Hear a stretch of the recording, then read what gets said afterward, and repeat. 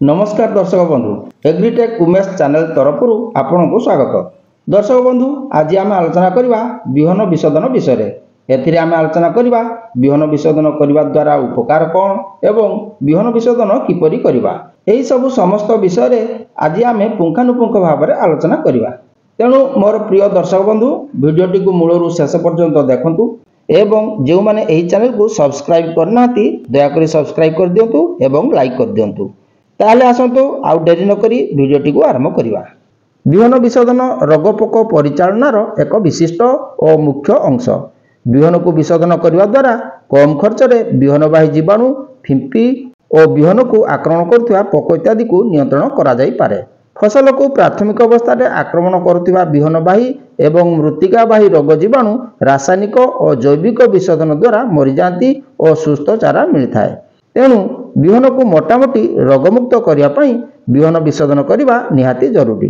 यह एक प्रतिषेधक व्यवस्था होइतिबारु समस्त चाषी सबु फसल रे बिहन विशोधन करने एकांत आवश्यक। बिहन विशोधन विभिन्न पद्धति गुड़िक है भौतिक पद्धति, रासायनिक पद्धति और जैविक पद्धति। एबे आमे आलोचना करवा भौतिक पद्धति विषय। बिहन को बैशाख ज्येष्ठ मास टाण खरारे सीमेंट चट्टाण उपरे लगातार 3 दिन धरी दिन को 4 ରୁ 5 घंटा सुखाइले एथिरे जीवाणु पोक इत्यादि मरी जाइथांती। दर्शक बंधु एबे आमे आलोचना करवा रासायनिक पद्धति विषय।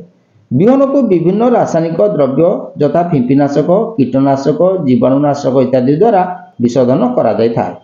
रासायनिक पद्धति रे बिहन विशोधन 3 प्रकार उपाय रे करा जाइथाय। शुष्क बिहन विशोधन, आर्द्र बिहन विशोधन और कादुआ बिहन विशोधन। दर्शक बंधु शुष्क बिहन विशोधन आमे किपरि करिवा ताहा आलोचना करिवा। सुखिला बिहन को अनुमोदित बिहन विशोधक यथा कार्बनडाजिम, थीराम, कैप्टान इत्यादि द्वारा कौनसी माटी पात्र बा बिहन विशोधन ड्रम बा बड़ जरी पॉलिथिन रे भल भाव रे धीरे धीरे मिसा जाई विसर्जित बिहन को बुना जाए। सेहि भली आर्द्र बिहन विशोधन। एही प्रकार बिहन विशोधन रे बिहन विशोधक द्रव्य सहित आवश्यक पानी मिसा जाई भल भाव में द्रवण प्रस्तुत करा जाए। तापर बिहन को 10 मिनिट रु 30 मिनिट पर्यंत बुड़ाई रखा पर छाणी सुखा जाए। कादुआ बिहन विशोधन। एही प्रकार बिहन विशोधन रे विशोधक द्रव्य रे अल्प परिमाण रे पानी मिसाई दिया जाए जहा फल रे यह कादुआ हो जाए। बिहन को ड्रम भितर 5 ରୁ 10 मिनिट धीरे धीरे बुलाई देले किंबा हाथ रे गोड़ाइले एही कादुआ विशोधक द्रव्य बिहन चारिपटे पतला भाव लगी रहे। विशोधित बिहन को परे बिल रे बुना जाए। दर्शक बंधु भौतिक पद्धति, रासायनिक पद्धति परे एबे आमे आलोचना करबा जैविक पद्धति रे किपरि बिहन विशोधन करा जाए। एही प्रकार बिहन विशोधन शुष्क किंबा आर्द्र बिहन विशोधन परि करा जाय किंतु एतिरे कोनोसी रासायनिक द्रव्य व्यवहार करा जाय नाही। एही पद्धति रे जैविक फिंपीनाशक व्यवहार करा जाय थाए।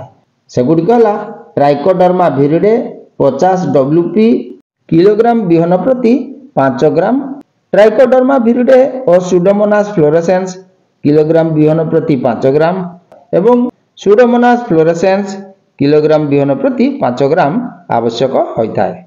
दर्शक बंधु आज आम आलोचना कले बिहन विशोधन कहीं और किपरि करा जाए एवं बिहन विशोधन विभिन्न पद्धति विषय रे। ताहले आज पई एतिकी पुणी देखा आसंता भिडियो रे। नमस्कार, धन्यवाद।